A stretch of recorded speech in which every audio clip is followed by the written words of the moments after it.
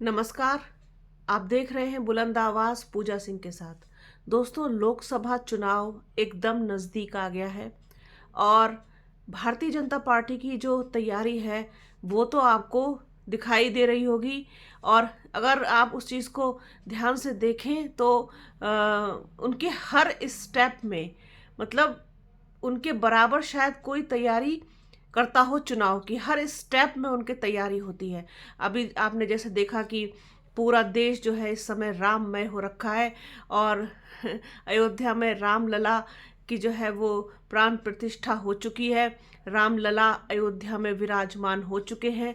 तो इसका भी एक बड़ा असर जो है मैं देखती हूँ आने वाले लोकसभा चुनाव पर।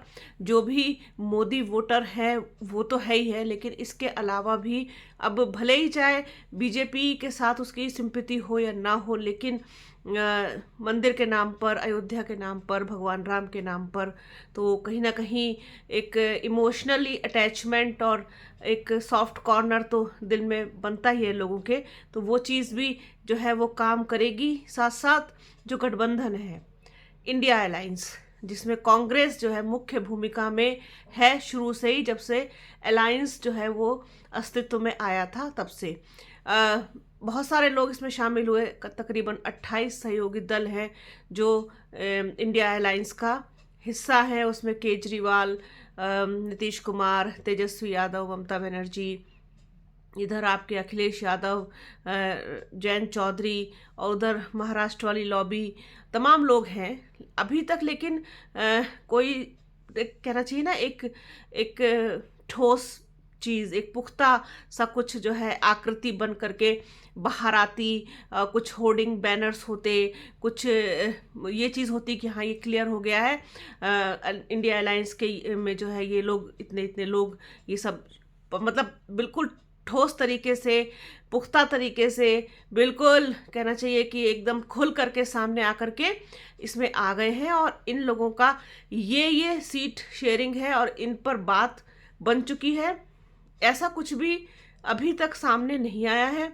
और उत्तर प्रदेश को लेकर के तो खींचतान की जो स्थिति है वो भी किसी से छुपी हुई नहीं है। और सबसे बड़ी मज़ेदार बात तो ये हो गई है कि बीएसपी ने, यानी कि बहुजन समाज पार्टी ने खुद को अलग कर लिया है गठबंधन से। उनका साफ तौर पर कहना है कि हम किसी भी गठबंधन में नहीं जाएंगे, किसी के साथ मिलकर के हम नहीं लड़ेंगे, हम अकेले अपने दम पर चुनाव लड़ेंगे। जितनी भी प्रेस कॉन्फ्रेंसेस हो रही हैं बसपा सुप्रीमो मायावती की, उसमें किसी में भी कोई जिक्र तो छोड़िए आप, मतलब एक मतलब अंदेशा तक भी नहीं है दूर दूर तक भी कि वो गठबंधन में जाएंगी। गठबंधन में उनके जाने को लेकर के सारे कयास जितने भी थे उन सब पर पूर्ण विराम लग चुका है, क्योंकि अभी तक भी कोई भी इंडिकेशन उनकी तरफ से नहीं आया है। अब ऐसी स्थिति में उत्तर प्रदेश में कांग्रेस को, उसके सहयोगी दलों को, क्योंकि कांग्रेस जानती है इस चीज़ को अच्छी तरीके से कि उत्तर प्रदेश की जो 80 लोकसभा की सीटें हैं उनमें एक बड़ी हिस्सेदारी लिए बिना, उसमें एक बड़ा परसेंटेज सीट्स का लिए बिना, जीते बिना लगभग असंभव होता है केंद्र तक पहुंच पाना। ये लोग जानते हैं, कांग्रेस ही नहीं सब लोग जानते हैं बहुत अच्छी तरीके से। तो अब बात जो है सारी आकर के अटक जाती है उत्तर प्रदेश में। उत्तर प्रदेश में बसपा के बिना क्या करेगा गठबंधन, ये सोच सोच करके इस चीज़ को अगर आप डीपली अगर खंगालें तो उत्तर प्रदेश में राह बहुत कठिन नज़र आती है गठबंधन की कि आखिरकार ये इनके बिना, बसपा के बिना करेंगे क्या, किस तरीके से ये सीट जो है ज़्यादा से ज़्यादा लेकर के आ पाएंगे, ज़्यादा से ज़्यादा इनके कैंडिडेट जीतेंगे, कैसे जीतेंगे। अखिलेश यादव अकेले क्या कर पाएंगे। पूरा जो दारोमदार है इस समय अखिलेश यादव जो हैं वो मुझे ऐसे दिखाई देते हैं जैसे कि वो अपने उंगलियों पर नचा रहे हैं गठबंधन को, उंगलियों पर नचा रहे हैं कांग्रेस को, राहुल गांधी को, और साथ ही साथ जयंत चौधरी को भी। बसपा को लेकर के शुरू से ही उनका बड़ा ही रूखा रवैया रहा और तमाम तरीके की बयानबाजी हुई, तमाम तरीके के तंज कसे गए, तमाम चीज़ें हुई। तो बसपा से तो किनारा उन्होंने पहले ही कर लिया था। वो बिल्कुल नहीं चाहते थे कि बसपा जो है गठबंधन में आए। अब कांग्रेस के साथ भी वो इसी तरीके का रवैया है उनका। कांग्रेस में और सपा में कोई बहुत अच्छी जो है एक स्मूथ रिलेशनशिप नहीं है, एक रार ही है जो कहीं ना कहीं जो है सामने भी आ जाती है, कितना भी उसे छुपाने की कोशिश करो। जयंत चौधरी को लेकर के भी जो है समाजवादी पार्टी जो है कोई बहुत मतलब स्मूथ रवैया अपनाए हुए नहीं है। सुनने में आया है कि जो 7 सीटें दी गई थी गठबंधन की तरफ से रालोद को, उसमें भी 3 सीट पर सपा जो है अपना कैंडिडेट चाहती है, सिंबल भी अपना चाहती है। और ख़ास तौर पर मुजफ्फरनगर सीट की अगर बात करें तो वहाँ पर जो है रालोद और समाजवादी पार्टी में एक टकराव जैसी स्थिति हो सकती है अगर इनकी आपसी सहमति, आपसी तालमेल से, आपसी समझदारी से अगर कोई डिसीजन नहीं लिया गया तो यहाँ पर भी टकराव की स्थिति पैदा हो सकती है। क्योंकि रालोद चाहती है कि मुजफ्फरनगर की सीट पर उनके सिंबल पर उनका प्रत्याशी लड़े, लेकिन समाजवादी पार्टी वहाँ से अपना कैंडिडेट अपने सिंबल पर चाहती है। तो ये सारी चीज़ें हैं। तो ऐसा लगता है कि जैसे अखिलेश यादव जो हैं वो एक मुखिया बन गए हैं पूरे उत्तर प्रदेश के इस गठबंधन वाले पार्ट का, क्योंकि उन्होंने बसपा को तो किनारे कर दिया, साथ ही साथ जो है कांग्रेस से भी कोई बहुत अच्छी जो है उनकी ट्यूनिंग नहीं नज़र आती। उधर जो है आपके जयंत चौधरी को भी वो नाराज़ करने पर तुले बैठे हैं। जो पल्लवी पटेल वाला ग्रुप है उनके साथ भी जो है अभी कुछ खुलकर कोई चीज़ सामने नहीं आई है। ओम प्रकाश राजभर भी ये कह चुके थे कि अगर बसपा जो है इस गठबंधन का हिस्सा होती है तो वो सोचेंगे कि वो भी इसमें शामिल हो गठबंधन में। तो लेकिन अखिलेश यादव का जो रवैया है, समाजवादी पार्टी का जो रवैया है, वो बिल्कुल तानाशाह की तरह इस समय चल रहा है। और पता नहीं दूसरे घटक, दूसरे दल उनमें क्या खूबी देख रहे हैं, कौन सी ऐसी चीज़ देख रहे हैं, कौन सा ऐसा अट्रैक्शन देख रहे हैं जिसकी वजह से अखिलेश यादव को इतनी इंपॉर्टेंस दी जा रही है, उनकी हर बात सुनी जा रही है। और आखिरकार अखिलेश यादव के पास उत्तर प्रदेश में जो उनका मेन गढ़ माना जाता है, उत्तर प्रदेश में ही उनकी जो है पूरी साख है, पूरा कहना चाहिए कि एक आधार है, जनाधार है, सब कुछ है। उसके बाद भी डाउटफुल स्थिति उनकी उत्तर प्रदेश में बनी हुई है।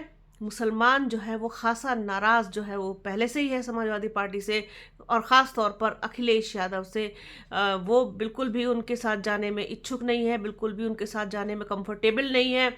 और जिस तरीके से लगातार जो है उपेक्षा की गई है मुसलमानों की समाजवादी पार्टी के द्वारा, अखिलेश यादव के द्वारा, उस चीज़ से वो बहुत खफा हैं। जितने भी मुस्लिम हैं वो चाहते हैं कि जो है हम कोई और विकल्प ढूंढें। ऐसे में उनको जो है कांग्रेस या फिर बसपा या फिर AIMIM जो है वो ज़्यादा सूटेबल नज़र आती है।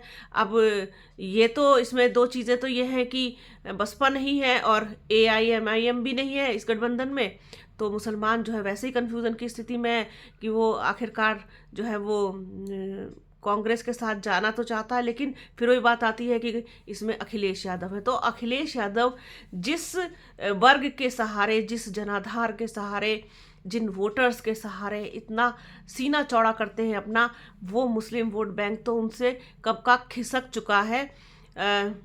जो थोड़े बहुत बचे हैं उनसे बात बनेगी नहीं। और रही बात उनके खुद के यादव वोट बैंक की, तो मैंने जो महसूस किया है वो ये है कि जब इस तरीके से चुनाव आते हैं, विधानसभा चुनाव और लोकसभा चुनाव, तो उनका जो खुद का यादव वोट बैंक है वो कहीं ना कहीं जो है वो भारतीय जनता पार्टी की तरफ खिसक जाता है। पता नहीं क्या ऐसी जो है उनके साथ स्थिति पैदा हो जाती है कि वो वहाँ जाने में ज़्यादा खुद को कंफर्टेबल महसूस करता है। फिर कुछ हिस्सा है उनका, अगर हम बात करें मैनपुरी की, अगर हम बात करें कन्नौज की, उन्नाव की और इटावा की, तो ये वाली जो बेल्ट है, इसके अलावा बहुत बड़ा जनाधार अखिलेश यादव का यादव वोट बैंक के रूप में नहीं है। पश्चिमी उत्तर प्रदेश तो पूरा खाली है। शाहजहांपुर की बॉर्डर लाइन आप जैसे ही क्रॉस करते हैं वहाँ से लेकर के और आखिरी सहारनपुर तक आप यादव नहीं पाएंगे। तो ये दोनों चीज़ें तो बहुत माइनस हैं अखिलेश यादव के साथ। तो अखिलेश यादव आखिरकार करेंगे क्या इस गठबंधन में, किस आधार पर, किस जनाधार पर जो है वो अब चूंकि उस समय जो अगर 2022 की कोई बात करेगा कि अखिलेश यादव के पास इतनी सीटें आई थी और इतना बड़ा जो है उनको जो है वोट बैंक मिला था, वोट मिला था, तो उसमें मुस्लिम वोट बैंक भी शामिल था। इस बात को भूलना नहीं चाहिए। मुस्लिम्स कंफर्टेबली 2022 का चुनाव जो है समाजवादी पार्टी के साथ जाकर के उसने अपना कर्तव्य निभाया था। लेकिन जिस तरीके से लगातार समाजवादी पार्टी ने, अखिलेश यादव ने मुसलमानों की उपेक्षा की है, उससे वो खिसक गए, नाराज हो गए। और फिर उसके बाद आजम खां वाला जो मामला है उसने भी मुस्लिमों के दिल में अंदर तक जख्म कर दिया कि आजम खां के मामले में कोई स्टैंड नहीं लिया अखिलेश यादव ने। तो ये सारी चीज़ें हैं कुल मिलाकर के जो अखिलेश यादव के अगेंस्ट जो है वो मुझे दिखाई देती हैं। हालांकि इस वीडियो में बहुत सारे लोग आएंगे इस तरीके की बातें करने, निगेटिविटी करने कि अखिलेश यादव के बारे में ऐसा बोला।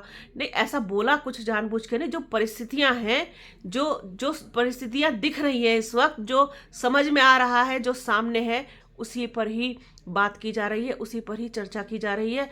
तो बसपा के बिना क्या होगा गठबंधन का? क्या अखिलेश के सहारे नैया पार लग पाएगी गठबंधन की? और राष्ट्रीय लोक दल जो है कितना कंफर्टेबली जो है वो लड़ेगा गठबंधन के साथ? ये सारी चीज़ें अभी कहना चाहिए कि पर्दे के अंदर हैं और एक बहुत रहस्यमयी तरीके से जो है वो छुपी हुई हैं।